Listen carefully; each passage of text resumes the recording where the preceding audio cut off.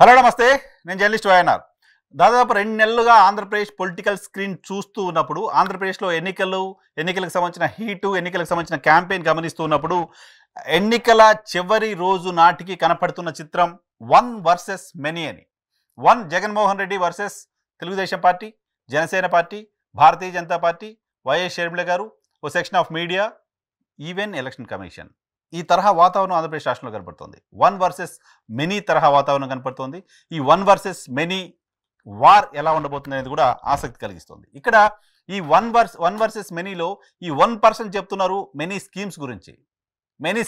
1% చెప్తున్నారు. నాడు నేడు గురించి చెప్తున్నారు, అమ్మ ఒడి గురించి చెప్తున్నారు, చేయూత గురించి చెప్తున్నారు, ఇంకా రకరకాల సంక్షేమ అభివృద్ధి కార్యక్రమాలు, రైతు భరోసా గురించి చెప్తున్నారు, నాడు నేడు గురించి చెప్తున్నారు, ఆరోగ్యశ్రీ గురించి చెప్తున్నారు, సో ఫ్యామిలీ డాక్టర్ కాన్సెప్ట్ గురించి చెప్తున్నారు, వాలంటీర్ల గురించి చెప్తున్నారు, పెన్షన్ల గురించి చెప్తున్నారు, ఇంకా రకరకాల అభివృద్ధి కార్యక్రమాలకు సంబంధించి చెప్తూ వస్తున్నారు. ప్రతి మీటింగ్లోనూ, ప్రతి పొలిటికల్ మీటింగ్లోనూ ఒక అకాడమిక్ ఫార్మేట్లో చేసిన అభివృద్ధికి సంబంధించి మెడికల్ కాలేజీలు కావచ్చు, పోర్టులు కావచ్చు, ఫిషింగ్ హార్బర్లు కావచ్చు, వీటన్నిటికీ సంబంధించి ఒక స్కూల్ స్టూడెంట్ ఏ రకంగా అకాడమిక్గా ఉంటాడో అంత అకాడమిక్గా ఒక ముఖ్యమంత్రి తాను చేసిన అభివృద్ధి కార్యక్రమాలు, తాను అమలు చేసిన సంక్షేమ కార్యక్రమాలు, తాను పంపిణీ చేసిన నగదు వివరాలు, వీటికి సంబంధించిన కారణాలు, గతంలో ప్రభుత్వాలు ఇచ్చిన హామీలు, వాళ్ళు అమలు చేసిన శాతం, ఏమి అమలు చేశారు, ఏమి అమలు చేయలేదు, వీటన్నింటినీ కూడా ఒక అకాడమిక్ నేరేషన్ 1% జగన్మోహన్ రెడ్డి చేస్తూ రావడం మనం చూస్తున్నాం మొత్తం ఎలక్షన్ మీటింగ్స్ అన్నీ చూస్తే.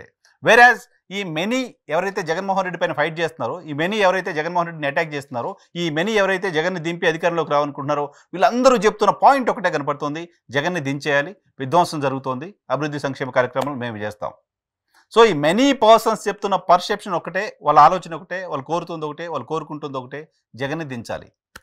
ఈ 1% చెప్తోంది ఆయన మొత్తం చేసిన అభివృద్ధి సంక్షేమ కార్యక్రమాలు, ఆంధ్రప్రదేశ్లో జరిగిన అభివృద్ధి, ఫర్దర్గా ఏం చేస్తారు ఏంటి, ఈ మెనీ గతంలో చెప్పింది ఏంటి, ఇప్పుడు చేయకుండా తప్పించుకుంది ఏంటి అని చెప్పే ప్రయత్నం చేస్తున్నారు.